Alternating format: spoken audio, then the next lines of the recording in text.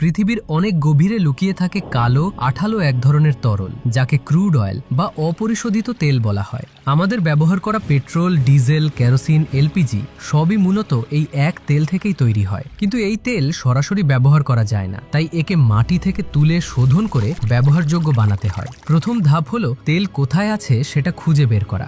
এজন্য ভূতাত্ত্বিকরা বিশেষ সিসমিক তরঙ্গ ব্যবহার করে মাটির নিচের স্তর পরীক্ষা করেন। জায়গা ঠিক হলে সেখানে ড্রিলিং রিগ বসিয়ে গভীর পর্যন্ত পাইপ নামানো হয়। পাইপ তেলের স্তরে পৌঁছালে ভেতরে চাপের কারণে তেল ওপরে উঠতে শুরু করে। পরে চাপ কমে গেলে পাম্প দিয়ে তেল তোলা হয়। দ্বিতীয় ধাপ হলো এই তেলকে রিফাইনারিতে পাঠানো। সেখানে অপরিশোধিত তেলকে উচ্চ তাপে গরম করা হয়। গরম হয়ে এটি বাষ্পে পরিণত হয় এবং একটি বড় টাওয়ারে ঢোকে, যাকে ফ্র্যাকশনাল ডিস্টিলেশন কলাম বলা হয়। তৃতীয় ধাপে টাওয়ারের ভেতরে তাপমাত্রার পার্থক্যের কারণে তেলের বিভিন্ন অংশ আলাদা হয়ে যায়।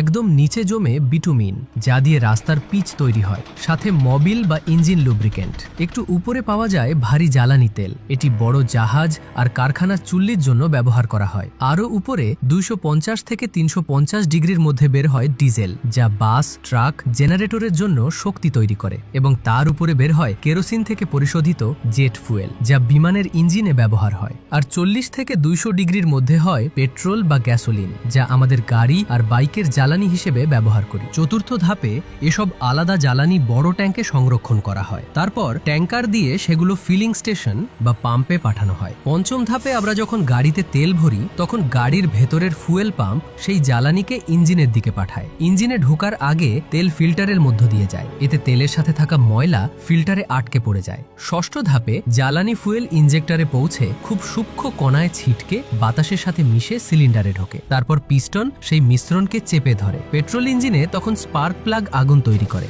আর ছোট বিস্ফোরণে পিস্টন নিচে নেমে যায়। ডিজেল ইঞ্জিনে আবার আলাদা স্পার্ক লাগে না। বেশি চাপের তাপেই ডিজেল নিজে থেকেই জ্বলে ওঠে।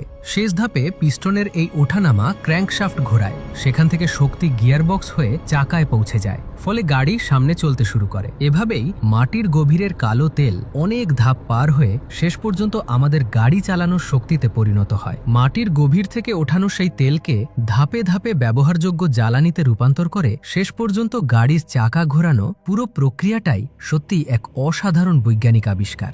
বিজ্ঞানের এমন চমকপ্রদ মেকানিজম আর এই পৃথিবীর আরও অজানা অনেক তথ্য জানতে ট্রুথ ফাইলস বাংলা পেজটি ফলো করে রাখুন।